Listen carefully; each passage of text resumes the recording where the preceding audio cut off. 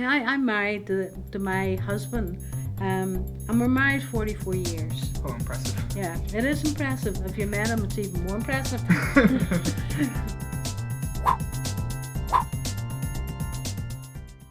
So first off, I want to say thank you for taking your time out of your schedule to be able to do this.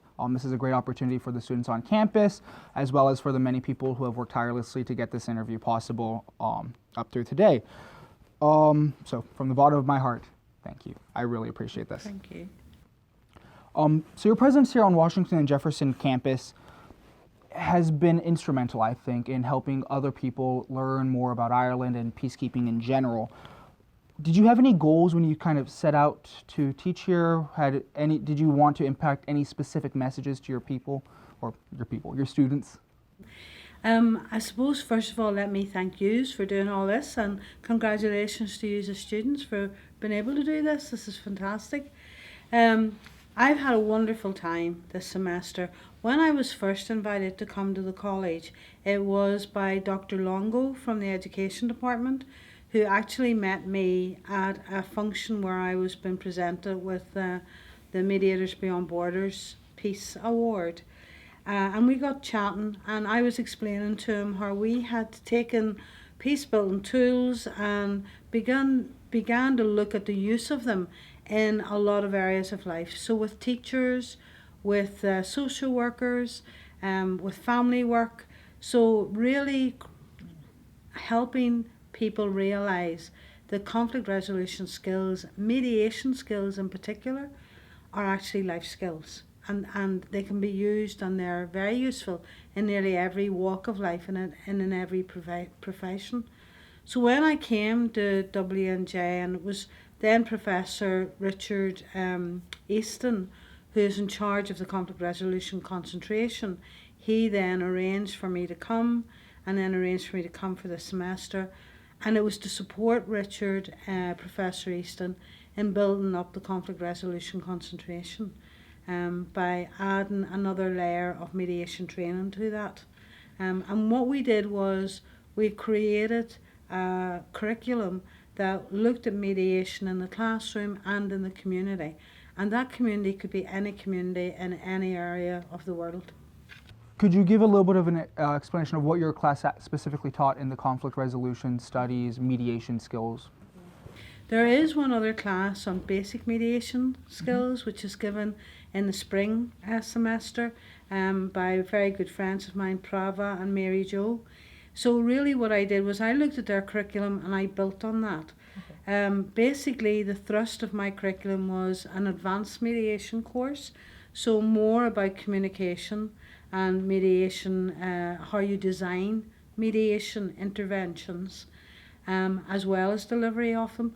But we also then looked at conflict analysis, peace profiling and conflict profiling, which are the tools now which the UN are recognising and other people are recognising are vitally important to do interventions in an international field, because you have to understand the conflict to be able to design an effective intervention. So it's very up and coming in the science. Mm-hmm. When professors or teachers generally talk, sometimes they say how they've been impacted by students and they've learned new insights because of a comment that a student has made. Did you have any moments like that during your studies? Maybe I could use this in my conflict resolutions, or that's a unique or novel perspective? Mm-hmm. I think you never step into a room with a group of people, regardless of their age, and you don't sort of cross-fertilise the learning. I have learned from every group I have ever been with, regardless of where it has been in the world. And my students have been fantastic students. They've really critiqued the lessons, and they've given me very critical and very good feedback on how they found the lesson, and they have shared a lot of insights as to what they have found easy to learn and what has been more difficult. They have worked very, very hard, and they have turned in fantastic work when it has come to assignments, etc. I think the one piece of work that we learnt a lot, all of us together, including the other professors, we did a full 2-day simulation here on campus where I created a case study. And in the simulation, we had 3 parties, and the 3 parties, the case study was a very violent situation where people had been kidnapped, people were dying, but they had to work with those 3 parties. They had to go and visit each party separately. They had to work towards and bringing them to proximity talks, then bring them into face-to-face talks, and they came as mediators, suited and booted, so dressed. They had done a whole analysis of the conflict case study, and the great learning for them was practically getting into the room and delivering that process. And the process from start to finish, they delivered the whole process, and the outcome was a very successful one. So the learning was fantastic for them, but equally for me, because what surprised me is how much of their own personalities drove some of those face-to-face meetings with the parties, and how that was important, and to see them use in a very natural way some of the communication skills was brilliant. So it was a really great learning for all of us, and the professors who acted as actors in that learned an awful lot as well. They were saying they didn't recognise what mediation really was until they participated in that exercise. So we all did. It was wonderful. I think it goes without having to be said then that you've impacted the students on campus in a way that has allowed us to mediate and discuss and truly get to know our fellow men better and without as much conflict in our lives. But what got you to be interested in peace building? Well, to be honest, Alan, I didn't choose it. I've never planned anything in my life. And what actually happened, unfortunately for me, was a war came. We ended up with a war which started back in 1969, and we didn't have ceasefires till 1996. And so it was out of necessity. It was out of a level of violence within my own community, and the repercussions of that. So the death, I mean, we've lost people, we've lost members of our families, our friends. In the street that I live in, nearly every other household has lost a member of their family. So that's how deeply impacted we were through the violence. And when you're in that situation, must is a great master. We had to find a different way. We had to have a conversation with the Irish Republican Army about the impacts of their violence on our community, because obviously where there was violence, it's answered by more violence. So we had the British Army coming into our area in a full force, and the impact of that. And then we had loyalist paramilitary groups who were retaliating, and we had the impact of that. So we had to find another way, and I was one of 4 women who just stepped up and within my own parish and said we want a different way. And we brought that message out to the parish, and we were very privileged then to start a journey which I never thought would lead to something like this today. We were never formally trained in mediation or peace building.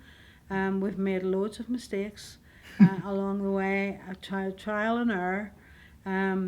But thank God, now we've seen ceasefires from 1994, reinstated in 1996, and we have our peace agreement. We're still working towards reconciliation. We haven't got there, but we have a pathway. And we have received our training now, and we're doing it in a slightly different way. But I think those early days were of vital importance, and the lessons learned through what we did do wrong has really enriched my life and my practice. So speaking of training people, you co-founded the TIDES training program. Would you be able to give a brief description about what the goals of TIDES training are and kind of some of the global impacts that it's provided? TIDES grew, it's now 16 years of age. I actually retired just in August and then found myself here for the semester, so it was wonderful. And the lovely thing for me was the woman who took over the CEO position, I set up TIDES as a charity. She has taken over and she started with me as a volunteer, and she's now CEO, which is wonderful. TIDES was set up primarily to help people who had finished education at a very young age. So they didn't get the chance, like yourself, of going to college. Some of them left school at the age of 14 with nothing. But they were wonderful mediators because the conflict was on their doorstep and they were working on the streets with me to find a different way. So we set up Tides to be a practical type of training, and that practical training meant that they could participate in training, get the certificate as a mediator, and this really pleased them, but equally it gave them confidence to go ahead and do for their community what they wanted to do. So that was really primarily the reason behind Tides. But we're also an organisation that practice mediation. So we just don't train. We use mediation as a tool in our work in Northern Ireland. We work across all of the communities. I have trained Tides whilst I was there. We trained over 2,000 people in mediation, and that included our ex-combatants, so people who were members of armed groups, supporting them in transitioning their armed group away from violence, and that required education, so the training was used there. It's been used within communities, it's been with our police, because our police service had to change, and we have trained our police service new members. So we've had over a 7-year period, we had 60 new members of the police service with us for 3 days, even before they put on a uniform, every 5 weeks. So that was fantastic. We've trained our housing providers in mediation. But the most important thing for me is that we've worked with women, with children, and with young people, every level of society. Tides training has touched, because I think everybody, if you're moving a community away from conflict that is cultural divisions, to bring in understanding so that conversations and dialogues can happen, then the training has to be part of that, so that they have the capacity to have those conversations. So that's what Tides did. Then what happened was we were invited internationally. Very quickly after it was heard that we had set up Tides, that Tides was on the go, people came to us, especially Irish development agencies. So I've been part of helping our development agencies bring aid in safely to places of conflict, to help and support communities in an international setting, to build their capacity to do the very things that we were doing back in Northern Ireland. And our ethos is always to do ourselves out of a job. So when we go into a country to work, we are working to build their capacity, and even to the point where they can train their own people, so that we can withdraw and that work is sustainable because they have the skills to do it. We did that in Kosovo. We left behind 40 fully trained mediators and a number of trainers of mediation, and they have continued that work, and that has been a pattern right across the world where we have worked. It seems that Tides training has made a global impact, and I thank you for that. I think everyone needs to learn more mediation skills on a personal level and globally. One of America's biggest problems right now is a fear among cops that they are jumping to violence too quickly. You mentioned briefly in your answer that Tides training retrained cops. How did you begin that sort of process of teaching police officers who had a very legitimate fear for their life in these conflicts, I'm sure, to not immediately resort to violence? And do you have any advice that could be given to perhaps an American system that is in desperate need of this? There are two things that we put a concentration on when we're training around cultural divisions or around the use of conflict. One is for people to learn their own triggers. How am I easily triggered? Where are the pressure points in me that create an anger and a response? And so in our police training, we look a lot about personal awareness around triggers, personal awareness about prejudices that we might carry. And people like to think that they don't have a prejudice, but I mean, I came into this work because I needed to begin to understand my Protestant neighbours and the Protestant community. I needed to understand people who did use violence. I had certain stereotypical ideas about that. So I think it's important in the training for police is to get them to look at themselves and their prejudices, and then out of that to look at what triggers people. And I'm not saying it has to be a prejudice that triggers them. What is it that actually triggers them? And then how do you begin to put in a strategy to deal with your triggers and to deal with your prejudices? And how do you expose yourself to be able to learn about parts of society that you mightn't have a full understanding of? The mediation skills are communication skills, and therefore the one big thing that has to be in a training for police is their listening skills. Obviously, they have to be thinking on their feet.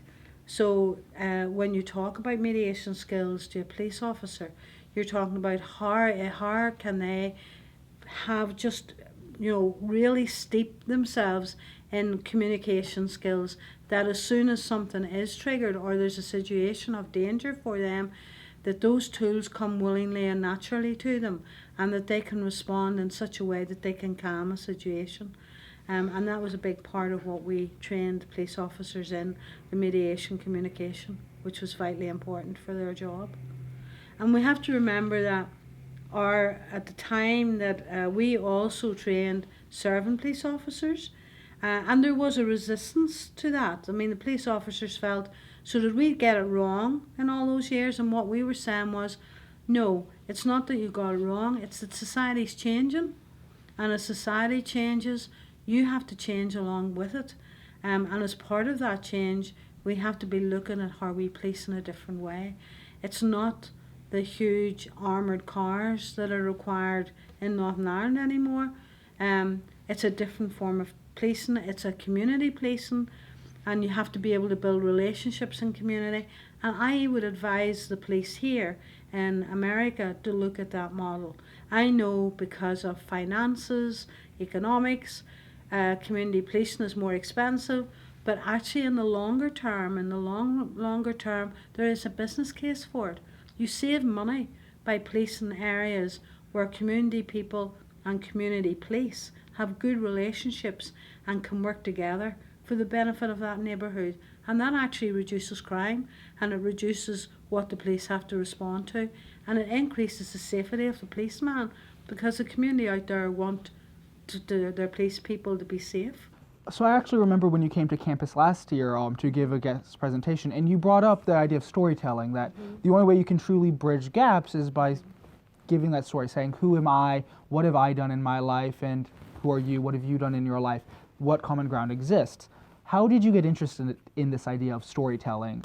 Yeah, it's very much a cultural thing with Irish people. We love storytelling, and we love talking, and we love, our history has very much been an oral tradition of passing on the stories of families and and clans, etc.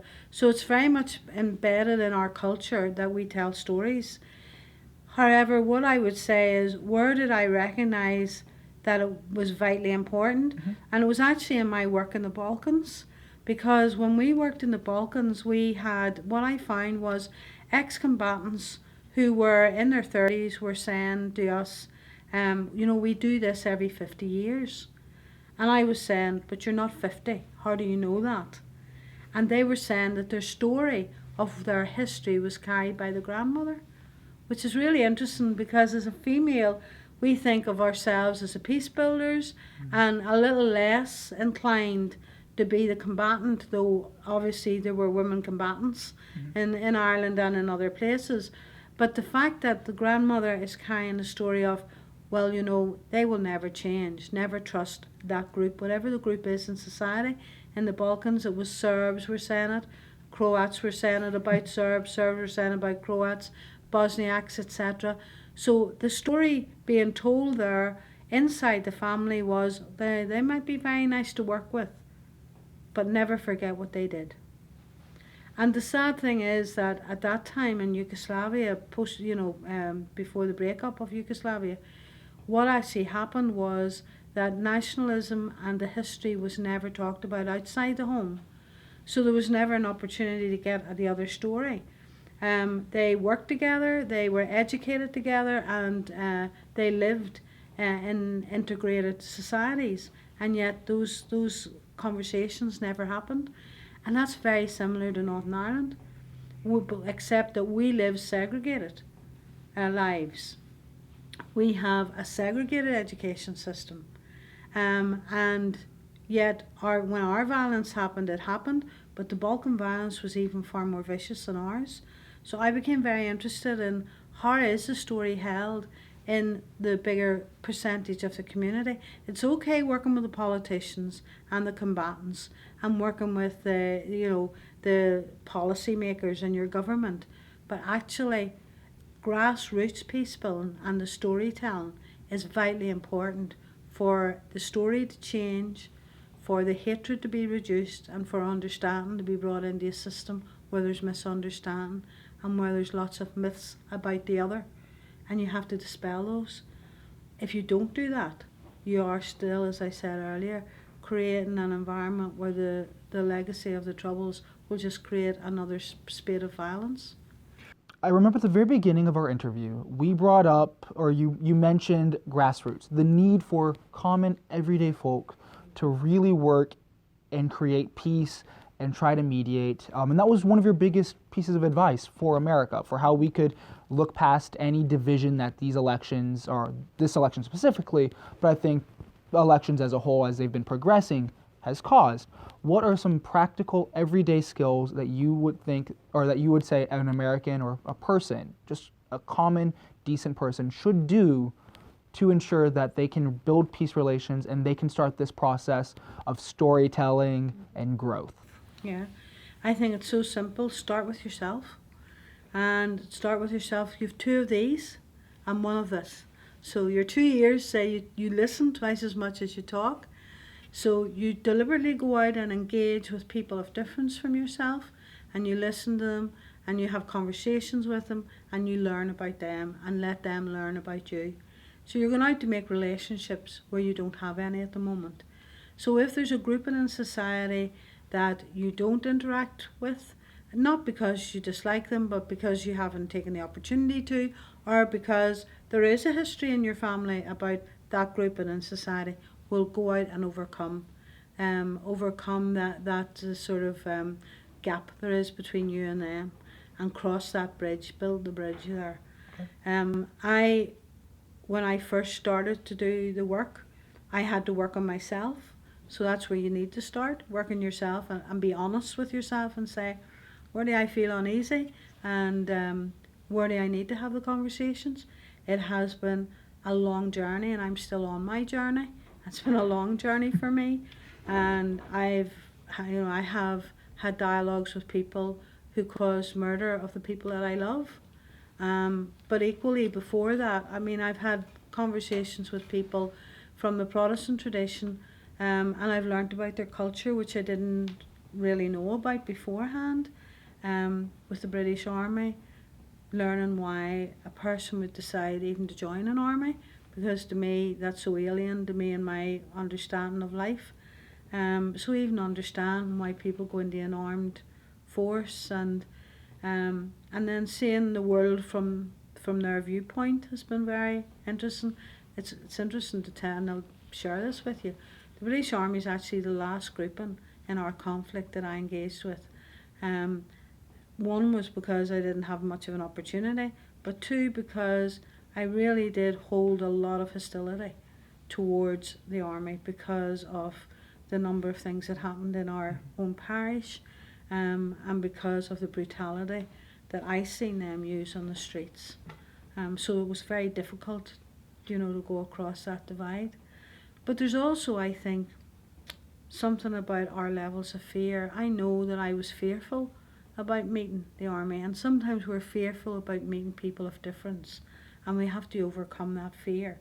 So that's the other step that you have to take. Right. I want to say thank you one last time. I think this was a very wonderful interview, and I'm so glad that people on this campus and were able to interact with someone of your caliber. You're clearly an intelligent and very, very well-trained woman. I thank you for the work you've done in Northern Ireland and for the global impact of tides and everything else. Thank you. I just want to thank you, Alan, and this wonderful college because you've given me an opportunity to bring this to young people, and that's so important, for that's the next generation. It's a wonderful college, and I congratulate the college on what they're achieving and all you as students, and you're very hard working, and I really admire that. Thank you. So God bless you in your futures, and I wish you the very best of luck.